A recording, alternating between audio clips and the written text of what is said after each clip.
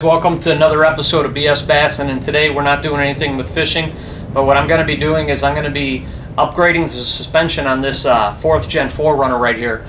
So this is a 2003, which is the first year of the best generation 4RUNNERs there are out there. Why do I say that? Because this is the only 4RUNNER you can get with the 4.7 liter V8. This 4.7 liter V8 that's in this vehicle is notorious because it has gone a million miles before. It's one of the best engines that Toyota has come out with. One of the reasons is because it's a V8 and it's very underpowered. I believe it's only 230 horsepower until the year 2005 or 2006, where it came out with like 30 more horsepower in it. So this one here I purchased, and the odometer says that it had 154,000 miles on it when I purchased it. The issue with that is when I went into the Toyota owner's website and looked up the VIN number, 2 years ago it had 256,000 miles on it. So I'm not 100% sure how many miles are on this vehicle. What I do know is the suspension's a bit stiff, it's a bit sagged out, and I want to upgrade that because I'm driving this vehicle every day. I'm putting a lot of miles on it, so I want to kind of revitalize the suspension on this vehicle. So we're going to be doing a little bit of work on the front, a little bit of work on the back. We're definitely going to be doing a 2.5 inch lift in the front and a 1.5 inch lift in the back, but we're also going to be upgrading some of the original components on this. One of the things that I've already done to this vehicle, just to give you a quick reference, is I upgraded to the Sport calipers and rotors in the front, which are about 1 inch in diameter bigger than the limited 4RUNNER front calipers and rotors. And then also I already replaced the front SWAYBAR links and bushings for the fact that they were completely worn out. The SWAYBAR links, you can move them and you hear click, click, click, click. So those were replaced. I can still tell that the suspension's a bit worn out, especially in the back end on it. The shocks, one of the shocks is actually blown out. There's fluid coming out of it, so that shock's really not doing anything. So we're replacing some of these stock components, which some of that stuff actually has to be disassembled partially to do the lift kit on this, but we're also going to be upgrading them, or replacing them, so that I get that original ride quality, but I also get that lift on it, which may sacrifice some of the ride quality, but I think I'm no matter what going to be better than where I am now. So stay tuned and we'll get right at it. So before you start your lift kit or your installation of any of these parts, you want to make sure that you have everything. To do this job, we have a set of rear stabilizer bushings, we have a set of rear stabilizer links, we have a set of rear springs, a set of rear shocks, a set of front shocks, struts, and strut mounts, which are all in one. They're a Monroe quick strut. I have the DAYSTAR 2.5 inch front and 1.5 inch rear lift kit.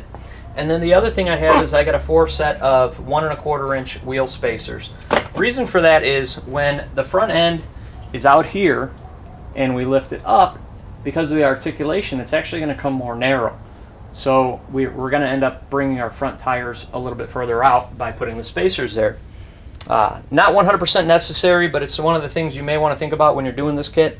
And I want everything on my vehicle before I go and send it in for an alignment. Alright guys, I got a tight space here, but anyways, the first step we're going to do is we're going to chock our wheel. We're going to block it off so that the car doesn't roll around and slide while we're throwing it up on a lift or a jack stands, etc.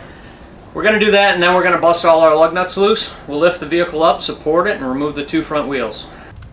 The next step, once you have your vehicle supported and on stands, is to remove the rest of the tires. And what I'm going to do is I'm going to go through the complete uninstall on one side and install on that side, and then on the separate side I'm going to do the steps myself off of camera, but everything is identical from one side to the other.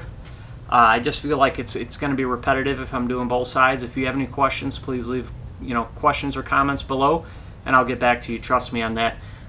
It's like 105 degrees out today. I'm sweating just sitting here, so let's get to work. Alright, so the next step once your front wheel is off is we're going to disconnect our SWAYBAR link, our front SWAYBAR link. We're going to disconnect the 12mm bolt holding the brake line and ABS sensor in here on the front spindle, as well as I'm actually going to disconnect it from the frame back here too with a 12mm wrench as well. If your front SWAYBAR link spins, you could put a 6mm Allen wrench in the front of it and that will actually keep it from spinning. Remember to keep track of what bolts go to what. Okay.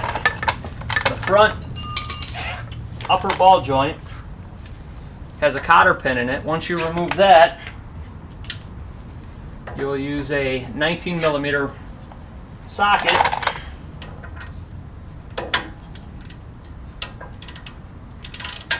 and loosen that. Now, notice I'm using hand tools for everything here, so this may take a little bit longer with hand tools than air tools, but it's 100% feasible to do this in a driveway, on a gravel driveway even.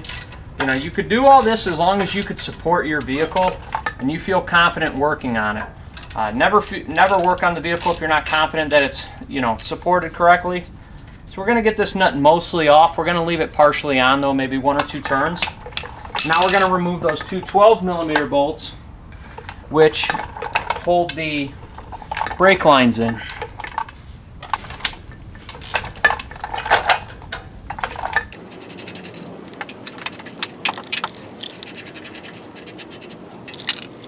The only reason we're removing these 2 bolts is to give us a little bit more room when we push our lower control arm down to make clearance for the strut to come out.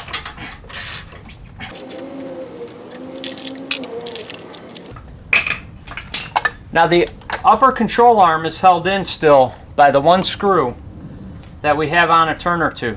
What I like to do is use a large hammer and a regular size hammer. Put the large hammer on one side so the suspension's not absorbing the shock, and hit the other side of the spindle here so that the ball joint comes loose.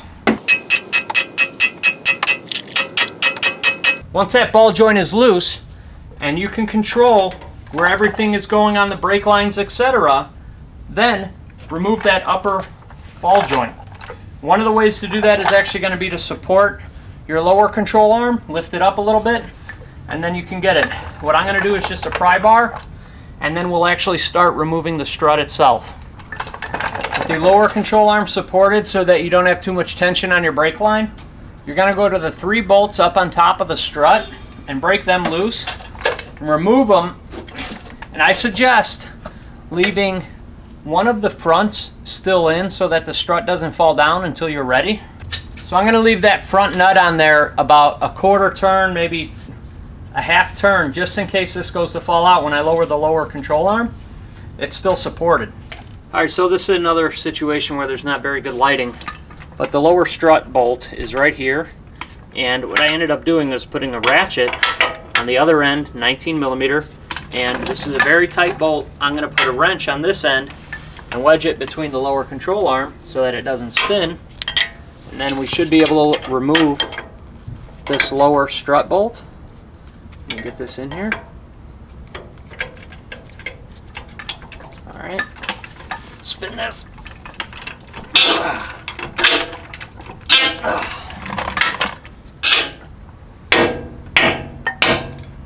It's moving. So we're just going to remove that bolt the rest of the way. Alright, so hopefully this is a better angle for you guys. I'm on limited space here, so it really is kind of difficult to get a view of everything, but I've got my strut lower bolt removed and then the top's loose. Now what I need to do is get it out. So what I'm going to have to do is pry the lower control arm down to create clearance for the upper strut to slide out, and then we're going to remove it. All I did with the the front sway bar is disconnect both links, and then I can move it up and down out of my way so that hopefully I get a little more room in here to work. Let's see if we can pop the top out here. Bottom a little bit more. As you've seen, those front struts don't want to drop out, and I want to show you guys what we're going to do here. Since that front strut won't drop out, what is happening is the strut mount is rusted right around here into the actual tower that it mounts into. So what I'm going to do is I'm going to be taking a bar.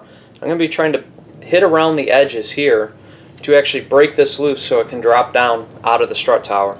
what I'll be doing is striking right around these edges here to break this loose.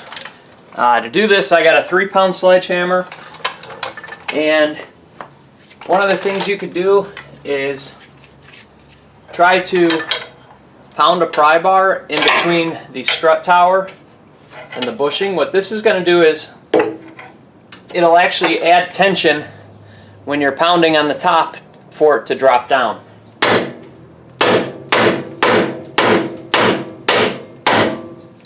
And look at that. That actually bounced right out. So if you look, this is loose now. So now we're just going to lower this from the bottom and drop it out. May have to push down on your lower control arm a bit to get that out. SWAYBAR here, I'll move that out of the way and we'll get it out. Slide it up, pull this forward, push it there. There we go, guys. So here is your driver side strut, and you can see all the rust on this top hat, and you can see where I was hitting it yesterday. There's a couple ding marks there, but what we did was we put that pry bar right in here and popped it down. Now what we're going to do is reassemble the side. With the strut out of the vehicle, make sure that you put the right side on the right side of the vehicle, the left side on the left side of the vehicle. What I want to show you here is just a new one compared to an old one. If you look, there's actually about a 1/2 inch height difference already on the new one. These springs could be sagged out. The shock is definitely, wore out.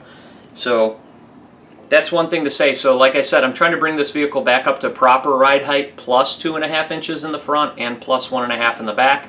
That's why with replacing the front springs, I also wanted to replace the back springs. In this step, what we're going to be doing is installing the Daystar lift spacer on top of the new strut. And to do that, one, we're going to need the new strut, but two, the Daystar kit comes with these spacers. There's 2 of them. There's a tapered spot on one side and a non-tapered on the other. So let me try to get you a quick view. So you can see this side here is non-tapered, while this side has a little bit of a taper going into the hole. I'm going to put that tapered side up on the top and the non-tapered side on the bottom. The other thing that we have here are the Daystar studs. As you can see, it comes with a nice nylock lock washer for the top and a regular washer, or a nylock lock nut and a washer. These are going to be installed onto the strut before we put the spacer on, and we're going to put some Loctite in these so that they don't come loose when we actually, say in the future we go to take these struts out. We don't want the stud unscrewing from the strut.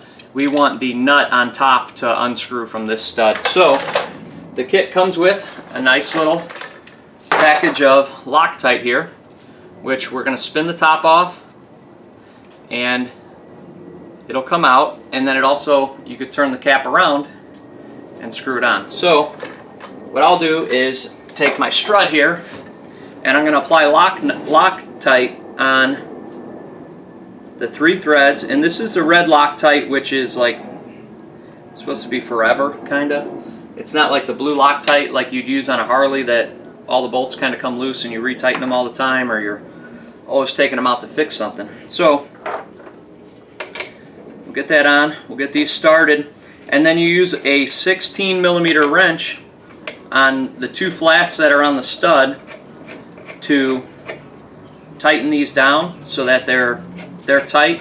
And this spacer, I believe, is like a Delrin or polyurethane material, which is kind of nice because it's not metal on metal contact, and that's one of the claims that Daystar has, is that there's no metal on metal with their installation kit of their kit. So I'll get these tightened down. I'm going to kind of bang on them to make them tight and make sure that these aren't going to come loose if I ever have to take that strut out. This spacer here slides right down over the top. And now you got the threads on the top that we're going to put this back in and then start our nuts on the top. Alright, so when we go to put this in, I'm going to have the nuts for the top ready to go in place, just so once it's kind of in, I'll be able to hold it up there. I'm going to slide this back down the way we had done on the previous when it came out. Put this on an angle. Try to slide it up in there.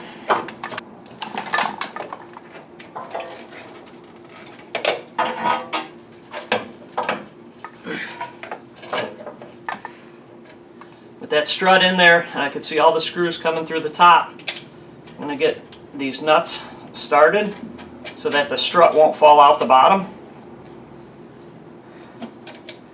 And then I'll be able to push the bottom of the strut into the lower control arm and get the lower control arm bolt started. That was that 19mm one. Alright, so what I'm trying to show you guys is the struts right here, the lower control arms right here, and we got to get it in that pocket. So what I'm going to do is I get this pry bar into the lower control arm and push down and push in on the strut. You can see it's partially in the pocket now, and now we just got to get it in the rest of the way, which popping that is not helping. So we're going to lower the pressure on the lower control arm a little bit more and try to push this in more. There we go. So now we're in the pocket for sure. Now slide it over, and this should be almost done. Alright, so how I did this, the camera was really in my way, but I ended up getting the pry bar under here, wiggling it in, and then pushing it upward as I pushed this bolt through. And then I started the nut on the back side, which the axle shaft or CV shaft is blocking right now. But that's how I started it. Now I'm just going to tighten that up, and then I'll retorque the bolts up on the top of the strut tower. Once you have both struts in on both sides, then you could swing the sway bar back down so it'll be in the right position. Otherwise, if you can connect your spindle to the upper control arm, you won't be able to flip that sway bar back down, and you'll end up having to disconnect the sway bar bushings as well. Alright, so now the vehicle's lifting up again, and this is where I'll have to lower this down and get this upper control arm back in. It seems like it's going to be a big pain in the butt. So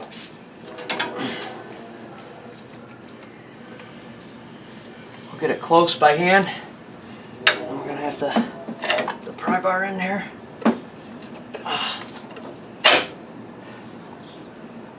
And once that starts going through, we'll get that nut started.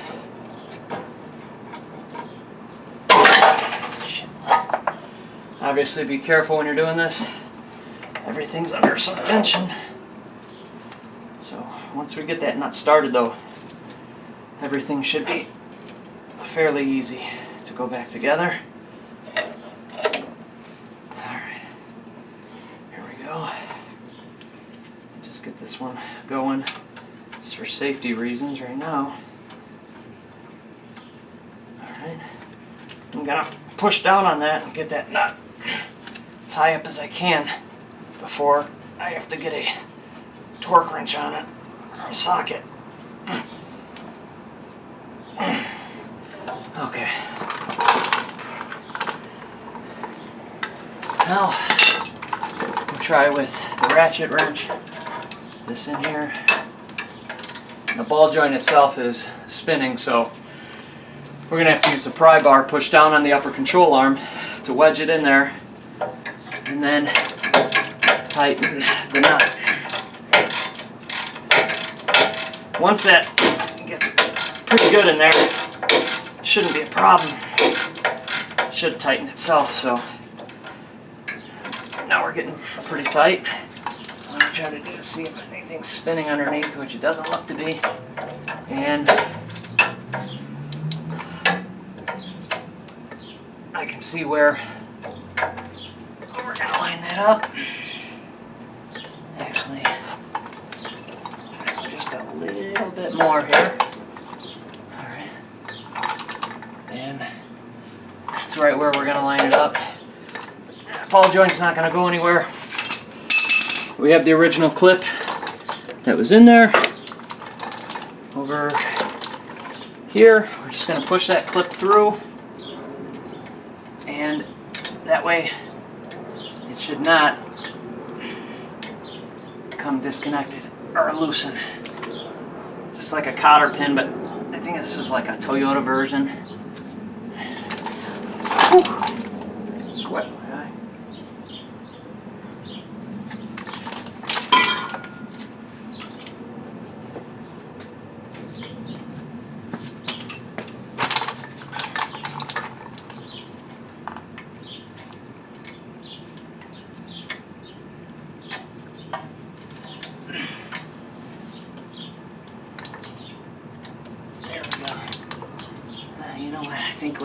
is once you take it out, it loses its tension, and this thing could get kind of annoying if it does vibrate on you. So let's pull the fucker out. Just gonna pinch it nice and tight again, and then slide it back in. Come on. There we go. Now it's not gonna vibrate out. Everything's good. We'll get this SWAYBAR link back in place.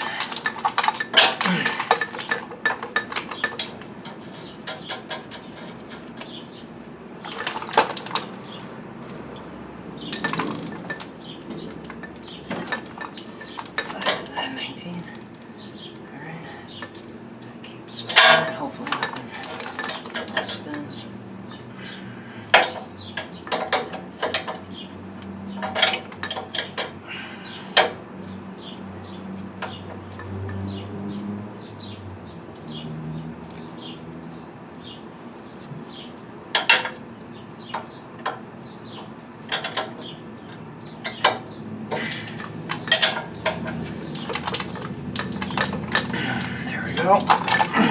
Alright, so this side here is completely done. The only other thing I'm going to do is, let's zoom down here, I'm going to throw my wheel spacer on before I tighten everything up.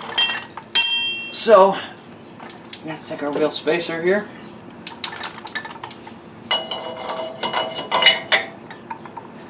Pop that on.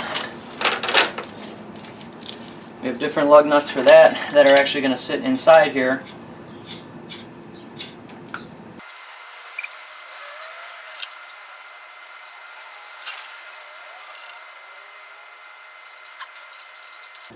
It's going to be put on just like a wheel. You want to make sure that you torque everything in a star pattern. I'm just going to get these snugged up, and then I'll get the torque wrench or the impact gun and drive these bad boys on. Well, now that the front of the vehicle is done, what we're going to do is the back of the vehicle. Replacing the shocks, replacing the springs, and then the 1.5 inch spring spacer, as well as the stabilizer links and the stabilizer bushings. On the rear end, all I've done so far is loosen the lug nuts. Now we're going to jack the vehicle up and make sure that it's stable on some jack stands. Once your vehicle's supported, what we're going to do is bust the top of the shock nut loose, which is a 17 millimeter. We're going to loosen a 12 millimeter on top of the stabilizer link. We're going to loosen a 17 millimeter on the back of the SWAYBAR link.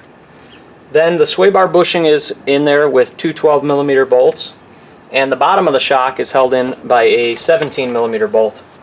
So to start out, we'll take our 12 millimeter. That actually was already loose, kind of. So we're just going to loosen that up completely, remove that, and then the two 12s down here will be removed on the SWAYBAR bushings. And then the shock, I'm going to show you how I'm going to handle the shock because it doesn't want to move. Alright, so since the shock is spinning by itself with the top nut still tight, what I'm doing is I'm taking a pipe wrench around the housing of the shock. Hopefully that's tight enough. I'm going to put my wrench on the top, and I'll pinch this here. See if I can get this to bust loose. Some people will use a torch and just cut the top of the shock off. Now that it's heated up, I'll hold the Allen wrench and break it loose with the regular wrench. The heat is going up the Allen wrench already, so there we go though. So it's definitely loose. We know we'll be able to do that. I'm going to get some cloths to hold that, and I should be able to pop it off, no problem. Here we go. So we got the shocks out of both sides, which allows the rear end to kind of be more flimsy, and I may have to disconnect something else to push the pressure down to get the new spring back in with the lift on it. But with both shocks and the SWAYBAR completely disconnected from the axle, what that allows you to do is get almost enough room to completely pull the spring out without doing anything. Now I'm just going to push down on the axle, push over to the side, There we go, factory spring. I know a lot of guys complain about that, and then here's what goes on top of the factory spring. This is the stop. It's rubber in there, and this is just going to go right up in the perch where the spring went on the top. And what I'm going to do now is I'm going to show you guys the difference between the factory spring, the new spring, and then also what the spacer is. So now we're going to install this spring. I have it just sitting here all assembled. I want to put it in the same way that we took it out. By that, I mean sliding it up into the factory perch and pushing it in from the front like we did the other one. So I'm hoping that you guys can see this and it makes sense, but I'm going to push down on the axle a bit, put my weight on it, and get it closer. Now I'm going to take a pry bar and try to pop this over and in.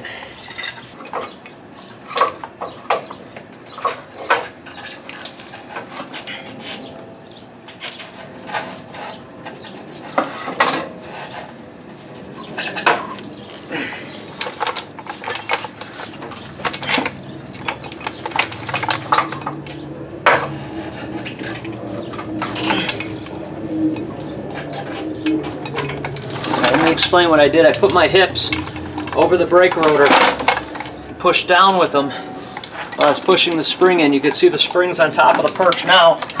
Push it over, get it to pop in, sit correct, right around there. And then I'm going to feel up on the top. Oh yeah, I'm right where I need to be. That makes me happy. Everything's in there. Yeah, the spring could still spin now, so when you go to lift your car up, make sure that it is in the right spot. Right now the axle's not supported, so it's definitely going to be able to spin. We still have to replace the SWAYBAR bushings and the SWAYBAR links as we reassemble this, but for the rear spring and lift, that is all there is to it. And then we'll also replace our shock, which I'm replacing with new, and I'll get you guys zoomed back in on that when I'm ready. Here's the new SWAYBAR link. Just going to get this in place. Goes through like this. Start the nut on the back side. These are locking nuts, so they don't tighten down all the way. Then the top of the SWAYBAR link, and I'm hoping that you guys can see this, you've got 2 bushings and 2 metal washers. We're going to leave the one bushing on. This is the old one, we'll get rid of that. And try to slide this over. I've got the other side kind of messed up right now. Slid over. There we go. So I'll insert that rubber bushing through the top bushing and the metal washer. And that's super easy. The nice thing is this SWAYBAR link has a Allen or a hex nut on the bottom, so you can keep that from spinning while you're tightening your top one. And then on the bottom, again, it has the Allen head or hex key that can fit into the screw on the bottom. But I'm just going to put these in enough just to kind of hold things in place. Once they're all lined up, then I'll tighten it. The SWAYBAR bushings, extremely simple. Already popped them on. So this is the new SWAYBAR bushing, and all this is it opens up, goes around it, and then this is the SWAYBAR bushing cap. This slides up in the axle and then pushes over this, a screw on top and a screw on bottom, and that's all there is to that. Alright guys, all wrapped up, tires are on, we torqued all the lug nuts after we lowered it down. And that's a wrap for this. I'm going to get some pictures in here of some before and after on this so that you guys can see the difference. Hopefully, looking down the side of the car, what I wanted you guys to see is the wheel spacers in the back. I don't think they're really necessary. I like that it's a little bit out, but we're going to have to see once I put these new tires on how it looks. The front, I mean, it looks like it's perfectly flush with the fender flare, so I really like that. I hope you could see it. Maybe my fat butt's in the way, but the wheels turned out a little bit on this side. I really hope that you guys like this. This definitely was one of my longer videos, and I understand that I've ran into some problems that are the same problems that you may run into, so That may be one of the things that you enjoy about this video, is that I do run into a couple problems on the front end. You know, getting that out, I did not disconnect the lower control arm, and then on the rear end I had the issue with the SWAYBAR links being all seized up, having to try to torch it and then unscrew it with the 6mm Allen in there. And then the second option was actually grinding them off, which you guys seen that I did here. So I really hope that you enjoyed this. Prepare yourself if you're going to do the same exact install. You know, prepare yourself for some of these issues. This is a 2003. Right now it's 16 years old, 250,000+ miles on it. Prepare yourself for some of these issues, and hopefully you won't be discouraged when you run into some. Thanks again for watching another episode of BS Bassin'.